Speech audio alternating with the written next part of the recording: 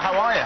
Very good, how are you? Yeah, very well. Sometimes we get actors on not from around these parts who get a bit confused by the things we make people do. Are you having a nice day? I'm coming to grips with it pretty quickly. Okay, right. But Max, have you noticed he hasn't taken his coat off? That's... I love soccer, especially when they play it with an oval ball. Massive peanut huggers! Oh, right, that was a clip from Judge Dredd 3D. It's out next Friday. I saw it in the week. I enjoyed it. To like the one person who doesn't know who Judge Dredd is, tell us what it's about. Judge Dredd is about a day in the life of Judge Dredd. He's a future cop in a city called Mega City 1. And it's a story about him putting his rookie through her paces to see whether she's got what it takes to become a fully qualified judge. During the day, things take a slight turn for the worse. A slight turn for the worse, and they get trapped in a mega block, and there's gangs trying to kill them. It's a fight for survival. Quite violent. It's a tad violent. Yeah, it's a little bit. Now you spent the entire film wearing a helmet, and when Stallone was Dredd, he took it off. Yeah. So did you want to take the helmet off at any point and say, "Hi, it's me, everyone"? Or, yeah. No, not at all. Not at all. I mean, see, you know, I grew up reading Judge Dredd, and that was, you know, that's part of who the character is. That's his enigma. He's the faceless representative of the law. So for me, it was never even a question that that helmet was going to stay. They didn't suggest you did all the press with the helmet on as well, just to... I suggested that. Yeah, but they didn't want that. So all we see is your mouth and your chin. Is that harder or easier to act? I think harder, because then everything is about the dialogue. You have to get that exactly bob on. You can't use any expressions. Yeah, it's a challenge, that's for sure. Take away the eyes, and then you have to figure out how you're going to communicate with your audience. And the voice becomes very important, and as does the physicality of the character. You know, how you do what you do. So how did you audition for the role?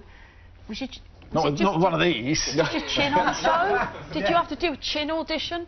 Just right, angry chin. I am the law. Okay. I didn't actually. I didn't audition. I just had a meeting with Alex Garland, the writer, and the producers. And was he staring at your chin the whole time? Yeah. And that was based on that meeting. I think they just wanted to be reassured that I wasn't going to get halfway through the movie and asked to do scenes without the helmet. Yeah. Okay. A lot of people don't know this, but and you probably don't. I'm not from around here, but me and Hells are actually veterans of chin acting. Just have just have a look. Have a look at this. We nailed that. You talking to me? I said, are you talking to me? Max, who are you talking to? I haven't said anything yet. You have the most beautiful eyes. Can I lick your eyes?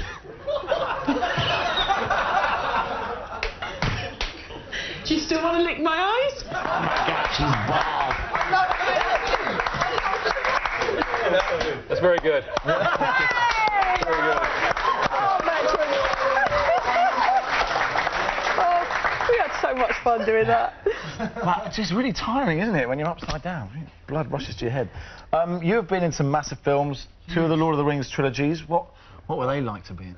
Pretty amazing, actually. You know, for a young guy working with the likes of Viggo Mortensen and Ian McKellen, it was a pretty amazing experience. Yeah. And what did you do in that? You were Eomer. Yeah, the prince, one of the young princes of Rohan. Rode a lot of horses, did a lot of sword fighting, killing orcs, loads of fun. I'm looking forward to seeing The Hobbit coming out at the end of this year. That should rock. Did you have horse riding on your CV as a lie? Or because all actors... Yeah, I do. So that's the thing with being an actor. You say you can do it, and then by the time they find out that you can't do it, it's too late. You already got the job. But I could actually. I had a little bit of experience beforehand. Okay. And you also played Leonard Bones McCoy in the latest Star Trek film. We've got a little clip of that as well. Kirk, James T. He's not cleared for duty aboard the Enterprise. Medical code states the treatment and transport of a patient is to be determined at the discretion of his attending physician, which is me. So I'm taking Mr. Kirk aboard. Or would you like to explain to Captain Pike why the Enterprise warped into a crisis without one of its senior medical officers? As you were. As you were. Come on.